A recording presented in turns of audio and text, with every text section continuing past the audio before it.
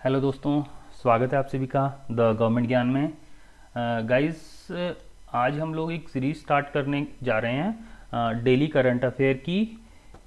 इसमें daily basis पे Railways के, एसएससी के, बैंकिंग के या और भी जो भी कम्पिटिटिव एग्ज़ाम्स आने वाले हैं उन सारे एग्ज़ाम्स के पॉइंट ऑफ व्यू से बहुत इम्पॉर्टेंट जो क्वेश्चंस बन सकते हैं डेली करंट अफेयर से, उसको हम लोग कवर करेंगे। और गाइस, मैं इसमें एक्स्ट्रा फैक्ट्स बताऊंगा आपको जो स्टैटिक जीके में भी आपके काम आएंगे, यानी कि ये क्वेश्चन करने के बाद इनसे रिलेटेड जो स्टैटिक जीके के क्वेश्चन होंगे वो भी हम लोग कवर करते चलेंगे। तो गाइस चलिए शुरू करते हैं। मैं हूं आपका दोस्त विनीत और आप देख रहे हैं द गवर्नमेंट ज्ञान। तो गाइस, बहुत इंपॉर्टेंट न्यूज़ है। एक रक्षा अनुसंधान एवं विकास संगठन यानी defence research and development organisation DRDO ने भारत का पहला हाइपरसोनिक मिसाइल जिसका नाम है ध्वनि वो विकसित किया है।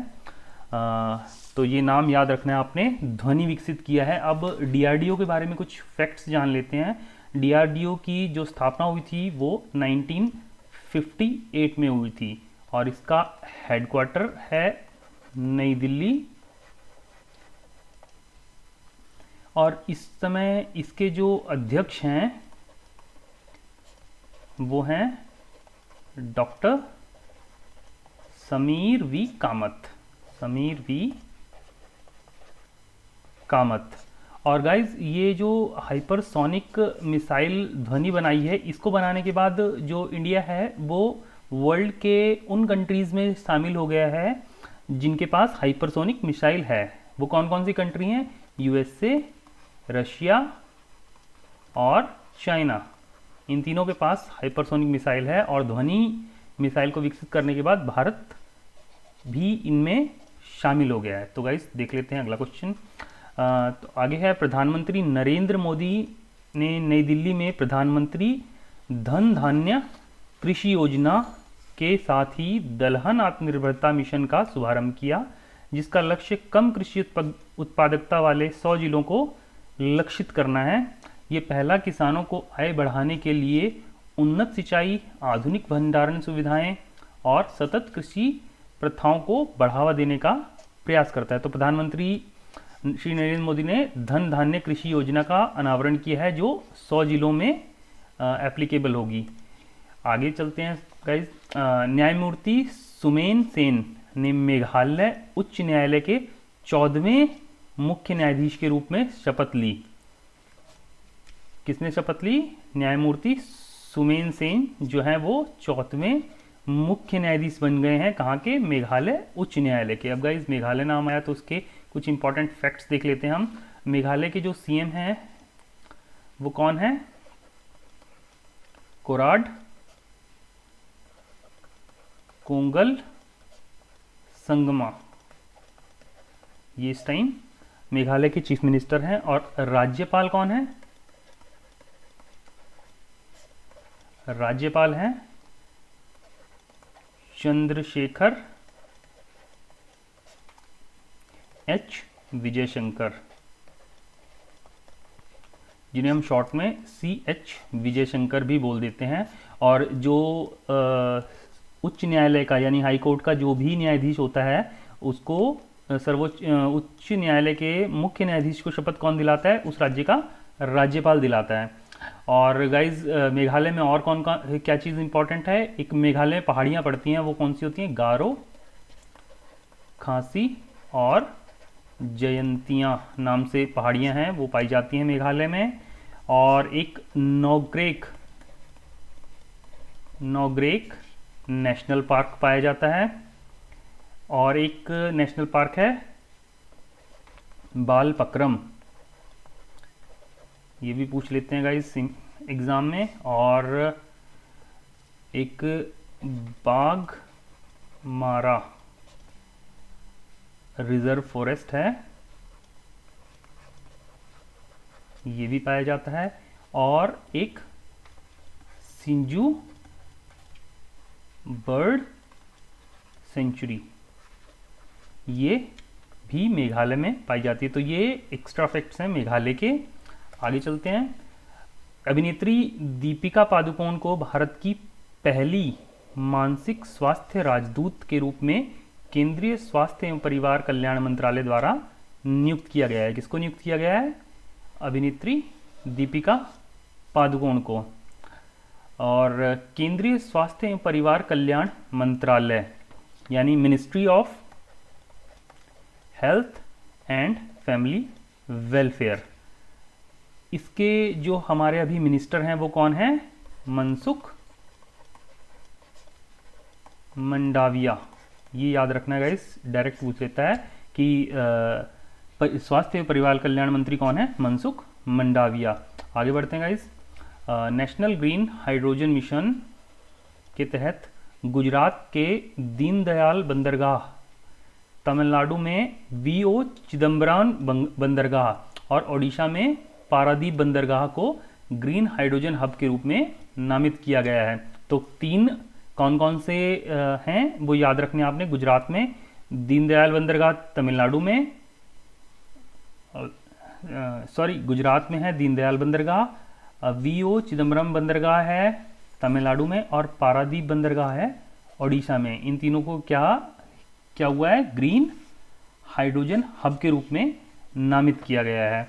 तो गुजरात के बारे में एक्स्ट्रा फैक्ट देख लेते हैं गाइस।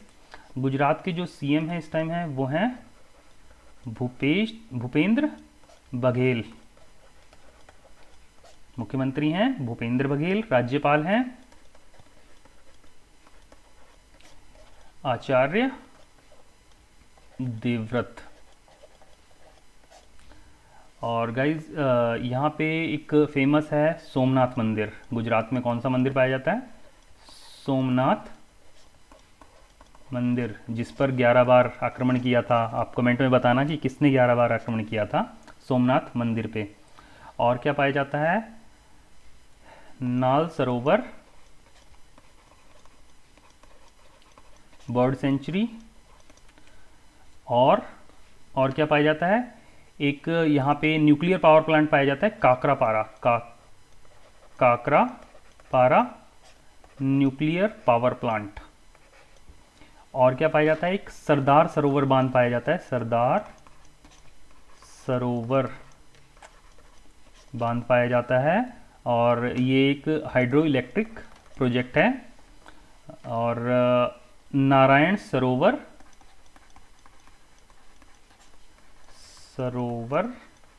वन्य जीव अभयारण्य भी पाया जाता है। चलिए आगे बढ़ते हैं गाइस। आगे है चीन ने गोबी रेगिस्तान कहाँ है? चाइना में। दुनिया का सबका पहला ड्यूअल पावर और थर्मल पावर प्लांट शुरू किया है। मतलब चाइना ने गोबी रेगिस्तान में पहला ऐसा पावर प्लांट शुरू किया है जो ड्यूअल टावर, मतलब जो सोलर से भी और थर्मल पावर दोनों से चलता है, जिसमें लगभग 27,000 मिरर्स उसने लगाए हैं। तो चाइना के बारे में एक्स्ट्रा फैक्ट्स क्या है गाइस? चाइना की जो कैपिटल है वो है बीजिंग। और चाइना की जो करेंसी है वो है रनमिनबी। ये पूछ लिए जाते हैं क्वेश्चन, रनमिनबी इसका साइन कैसे होता है? ऐसे, ये रनमिनबी का साइन है, या इसको युआन भी बोल देते हैं हम। और यहाँ पे जो लैंग्वेज बोली जाती है वो बोली जाती है मंदारिन। अगर पूछ ले चाइना में लैंग्वेज कौन सी बोली जाती है? मंदारिन। और यही एक इकलौती लैंग्वेज है जो दुनिया में पहली ऐसी लैंग्वेज है जो सबसे ज़्यादा लोगों, ये कई बार आ चुका है क्वेश्चन, सबसे ज़्यादा लोगों द्वारा बोली जाने वाली भाषा कौन सी है? मंदारिन। और हम सभी जानते हैं चाइना की पॉपुलेशन वर्ल्ड में नंबर 1 है, तो ज़्यादा लोग बात करेंगे ही, तो ऑब्वियस है ये लैंग्वेज वर्ल्ड में सबसे ज़्यादा बोली जाने वाली भाषा बन जाएगी। और गाइस प्रेसिडेंट कौन है? वो आप सभी जानते हैं, शी जिनपिंग। अगले क्वेश्चन की तरफ बढ़ते हैं हम। आगे है, एक महत्वपूर्ण सुधार में कर्मचारी भविष्य निधि ईपीएफओ ने अपने निकासी नियमों को सरल और उदार बनाया, जिससे 7 करोड़ से अधिक सदस्य और पात्र भविष्य निधि राशि का 100% तक निकाल सकते हैं। ईपीएफओ की बात आई गाइस, ईपीएफओ के बारे में जान लेते हैं। EPFO employ provident fund organisation, इसका मुख्यालय कहाँ है? नई दिल्ली में, और इसकी जो स्थापना हुई थी वो हुई थी 1952 में। और इसकी स्थापना क्यों हुई थी? ये बेसिकली गाइज जो सेंट्रल गवर्नमेंट एम्प्लॉय हैं उनको पेंशन बेनिफिट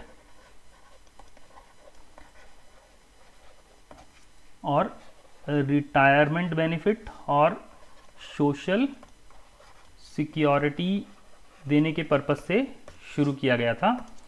अगले क्वेश्चन की तरफ बढ़ते हैं guys. AIIMS, all India institute of medical science, नई दिल्ली ने भारत में सरकारी अस्पताल में पहला रोबोटिक किडनी ट्रांसप्लांट किया, जो रोबोट की सहायता प्राप्त सर्जरी में एक महत्वपूर्ण उपलब्धि है।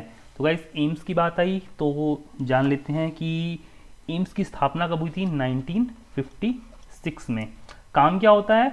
भारत में मेडिकल एजुकेशन होती है जो,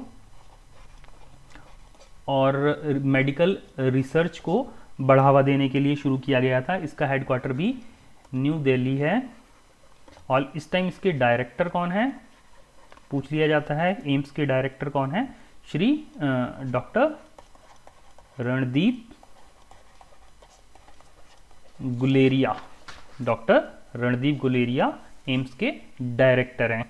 और गाइज हमारे देश में 20+ एम्स हैं जो अलग अलग जगह पर हैं।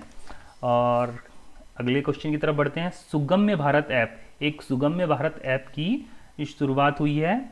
सुलभ भारत अभियान के तहत एक प्रमुख पहल को बेहतर उपयोगकर्ता अनुभव और प्रभावशालिता के लिए पुनः डिज़ाइन किया गया है। इसको दोबारा रीडिज़ाइन किया गया है। किसको? सुगम्य भारत ऐप को। इसका काम क्या होता है गाइस? इसका काम क्या होता है?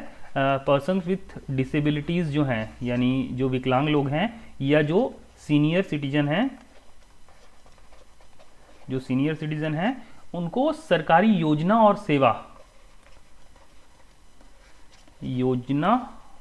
और सेवाओं की जानकारी देना, ये इसका उद्देश्य है, जिस वजह से सुगम्य भारत ऐप की शुरुआत की गई। अब गाइस आगे बढ़ते हैं अगले क्वेश्चन की तरफ।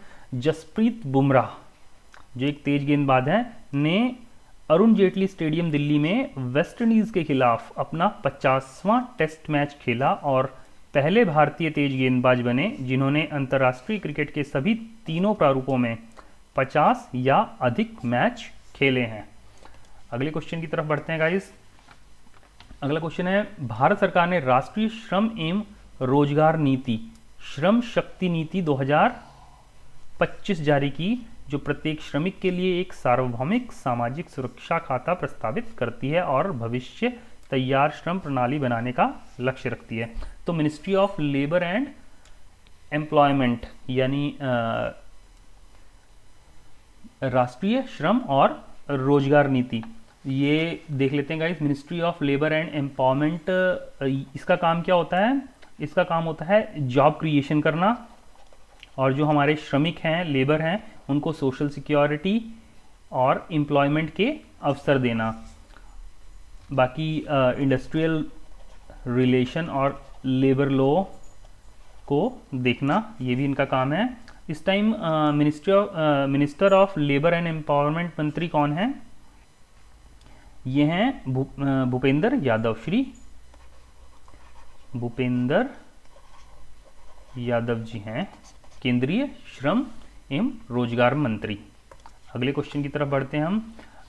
अगला क्वेश्चन है गाइज, 2025 का Asia Pacific economic cooperation summit, जो कि ग्वांगजू साउथ कोरिया में आयोजित होगा, उसका थीम है सतत भविष्य का निर्माण। क्या है थीम? सतत भविष्य का निर्माण। और कहाँ आयोजित किया जाएगा? ग्वांगजू, दक्षिण Korea. 2025 APEC, Asia Pacific economic cooperation. अब देख लेते हैं एशिया पैसिफिक इकोनॉमिक कॉपरेशन है क्या। इसकी स्थापना हुई थी 1989 में।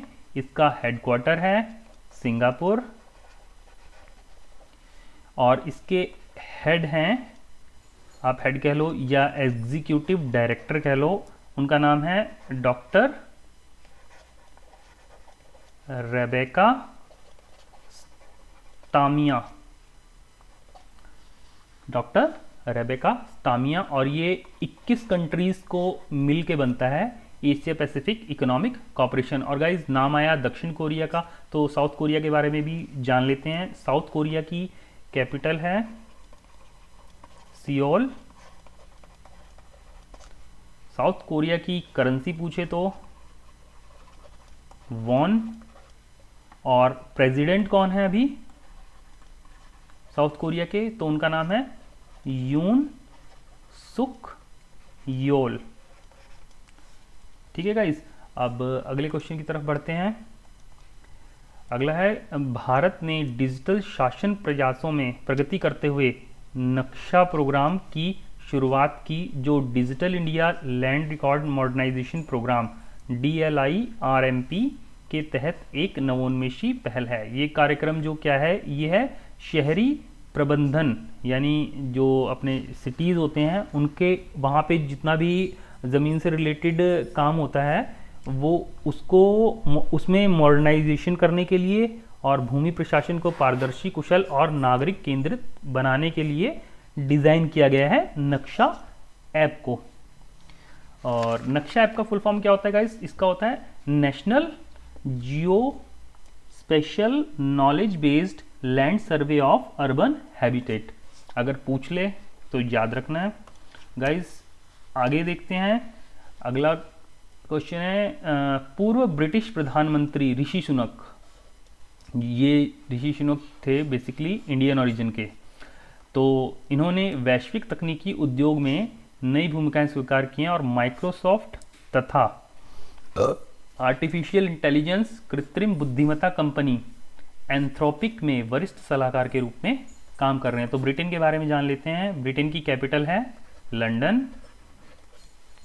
ब्रिटेन को ही यूके यूनाइटेड किंगडम भी बोल दिया जाता है। और करेंसी है पाउंड स्टर्लिंग।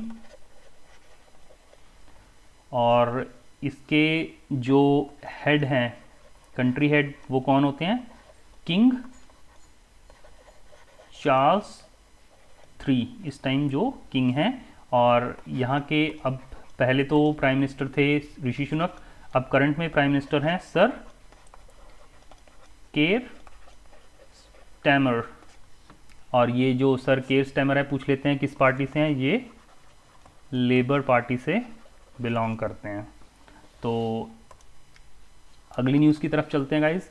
आगे है, ग्रुप कैप्टन शुभांशु शुक्ला पहले भारतीय जिन्होंने अंतर्राष्ट्रीय अंतरिक्ष स्टेशन यानी इंटरनेशनल स्पेस स्टेशन का दौरा किया, को विकसित भारत बिलियाथन 2025 के ब्रांड एम्बेसडर के रूप में नामित किया गया है। विकसित भारत बिलियाथन 2025 के ब्रांड एम्बेसडर कौन बने हैं, Shubhanshu Shukla. Guys Shubhanshu Shukla, group captain Shubhanshu Shukla के बारे में फैक्ट्स जान लेते हैं।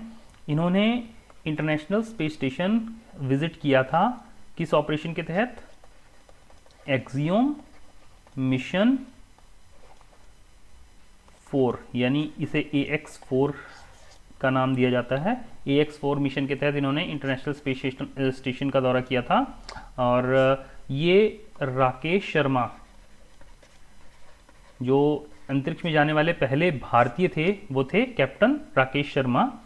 और राकेश शर्मा के बाद ये इंटरनेशनल स्पेस स्टेशन या अंतरिक्ष में जाने वाले सेकंड भारतीय बन गए हैं।